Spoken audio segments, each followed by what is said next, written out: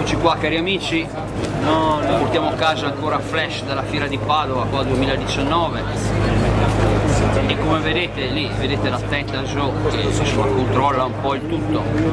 Abbiamo questa bellissima Mercedes 300, hai già visto l'anno? Guardate lì la Joe.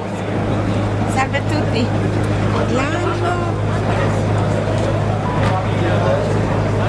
1952, 65.000 km originali. 65.000 km originali, aveva un prezzo di partenza di 47.000 euro e oggi, sabato, solo per oggi è fissato 39.000 euro, insomma c'è un po' di differenza. Uno dei primi modelli, per cui anche piuttosto introvabile a quanto pare. Eccola qua, ragazzi, Fantastica. veramente un bel pezzo anche questo. Auto di altra epoca, ha il sedile un po' usurato ma nulla di che, bellissimo dettaglio sempre il portacenere qua e insomma la faccio vedere un po' così. Eccola qua, bellissima Mercedes 300 che abbiamo messo in saccoccia e niente, con questo vi saluto. Ripeto, c'è uno sbalzo di prezzo da un giorno all'altro, però vabbè, a noi poco importa, l'importante è aver catturato questa vecchia gloria. E poi abbiamo qua un bel DS che la gente mi chiede quanto può valere un DS. Oggi questo DS alla fiera Autodemica ci vogliono 18.000 euro per portarselo a casa. Lo dedichiamo un po' agli appassionati di vecchie Citroen. Saluto il bravissimo Roby, grande organizzatore di Smarano Vicentino, come saluto tutti gli amici Citroen del Trentino.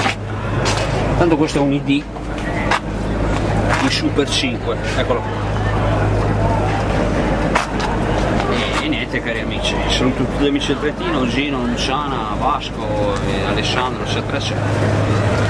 Gli appassionati delle vecchie Citroen, vedo che c'è qualche bolla di grandine qua, perché so che i delle Citroen fanno il check-up completo quando guardano la macchina. E niente ragazzi, dai, saluto qua con la Triumph e niente, andiamo avanti con i report perché sennò qua non combiniamo niente. Chiudiamo con questa bellissima stella da questi caratteristici paraurti all'americana, fantastici, che ci ha fatto notare un amico. Bellissima questa Mercedes del 1981. 1981 sì. Questa Mercedes, sì, fantastica. Finita per appunto il mercato americano questa, che dicevano. Sembrerebbe, sì, soprattutto a giudicare anche dai paraurti che sono in stile piuttosto americano. Sì. Cosa manca qua in particolare? Ha il cambio automatico. Che mancava? Una coupé, come vedete, Bellissima. decappottabile, fantastica, è fantastica per il modico prezzo di 28.000 euro e rotti.